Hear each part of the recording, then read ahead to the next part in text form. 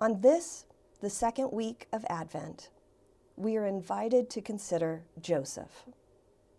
Joseph was a carpenter, engaged to a young woman named Mary.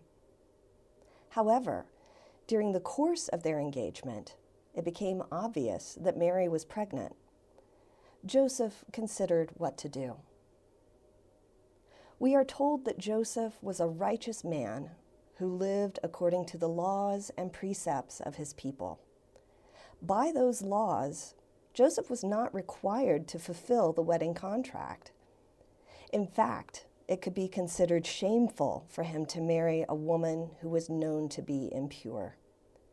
He could, and arguably should, break their engagement. She had dishonored him, and Joseph could publicly rebuke her. Mary would be humiliated. She would live the rest of her life as an outcast, along with her child, who would carry the stain of his mother's impurity throughout his life as well. That was, by all the standards of religion, law, and custom, an appropriate response by Joseph. The right response. And the writer of Matthew makes sure to tell us that Joseph was righteous. But he was also kind. He must have been, because while Joseph had decided to break the engagement, he had determined to do it quietly. He would show mercy to Mary and go about the business of finding a different wife.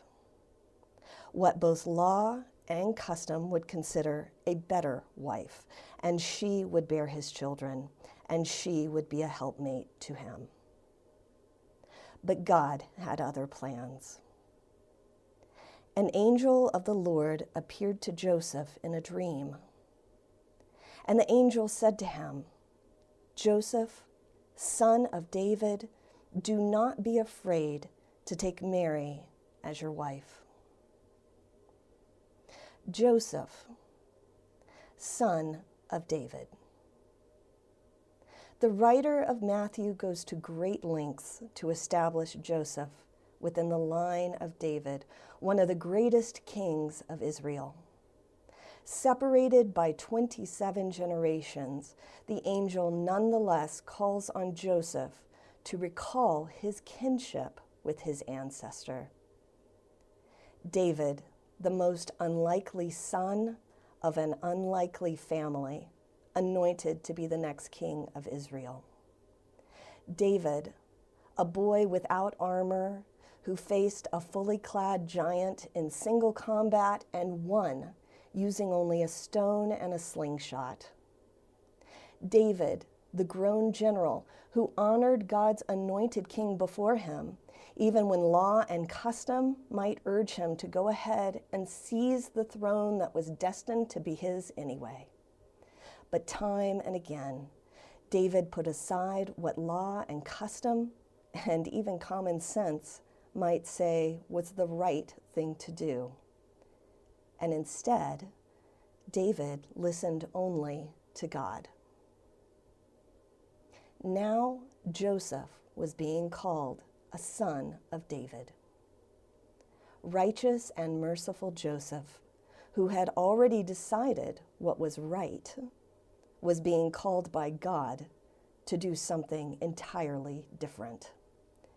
To defy what was expected, and to understand that the laws and customs of humanity cannot possibly contain the will of God. "Do not be afraid to take Mary as your wife," the angel said, "for she will bear a son, and you as his earthly father are to name him Jesus, a name meaning he will save, because this unexpected and unlikely child will save his people from their sins." So Joseph, the son of David, put aside all expectations and misgivings. Instead, he put his whole trust in God.